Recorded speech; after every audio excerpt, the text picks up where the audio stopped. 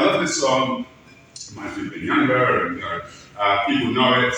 I actually sent my arrangements, an early version of it, to Steve Picaro, who wrote it for Michael Jackson. I sent him a message on Facebook, and he got back to me and said, "It's killing, man." And that was me for the year. That basically made my year. So the guy who wrote it. So, and I'm hoping it's still going to get out. Like some of the legendary records. They did this, a room much like this with a studio, and it's 2 microphones. So piano, bass, drums, guitar, or maybe guitar, a horn player, maybe 2 horn players, maybe 3 horn. They put 1 mic in the middle of the room. Right? And they said, okay, go. Like it's something we're getting goosebumps. That's why those records sound so gorgeous now. You also can't really get the double bass on those records, or not very well. If you listen to the bass, you kind of. Now, what's the consequence of 8 of you being in the room with my band at the same time, playing a funk track like that, that's up tempo and 7/4 on the and of beat 5 or the and? The consequence is that if I screw up, the whole thing, we have to do the whole thing again, right? And this is kind of the background to the narrative of what I'm going to be talking to you guys about today. And it's not a downer, but it is realistic as well. The music business has become increasingly relentlessly demanding of artists. The pressure to release new content, not a synonym for art, to churn out singles and albums and videos and reels, and post on a prescribed schedule, often utterly out of sync with the artist's internal one, isn't producing more or greater art. It's just increasing the noise and is exhausting the artists. As someone who's always needed to let the field lie fallow in between creative bursts, I understand the pressure on young artists, and I hope they will resist. We need better songs, not more of them. We need artists who want to make art that lasts, not content that's digested in the time that it takes to scroll through your Instagram feed. So, skills. I say this to Michael and my other students, Jonathan here? Oh, you're not there.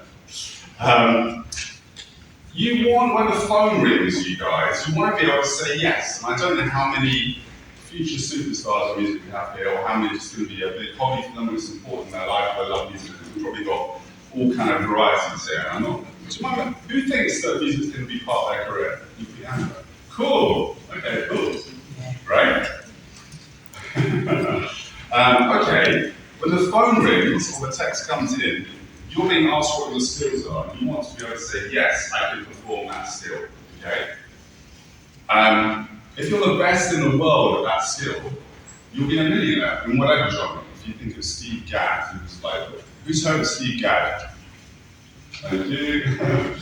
How good do you want to be at this? If you want to be really good at it, you've got to work really hard at it. There are no shortcuts, and I have had sessions where I've come out of the room 4 hours later and I've done 3 bars. Literally, but I think those 3 bars really pleased with it. That's how really cool. And to get that section right was really important. When I'm making a record, if you're going to make a record, what music are you going to record? Are you going to record all your own music, or are you going to record covers? So that's obviously quite a big one. My album coming out is going to be my 3rd one. It's going to be mostly originals and 3 covers. If you're recording your own, all the royalties come to you, or whoever is the publisher. And typically, as a writer or composer, you're going to split the publishing, the label. You've got to register it with collection agencies. In the UK, that's the PRS. Here it's ASCAP and BMI. And it's laborious, it takes a long time, it's really boring. And honestly, when we're making a record, I think a lot of creative types can make amazing records, but haven't got past applications from the boring admin side that you can get. And I think actually, I'd say there's some genius people I've worked with in my career in the UK. They could probably put out a better record than me, but they just haven't got the kind of mindset for that kind of slightly more admin-y, boring kind of side of things. But it has to be done.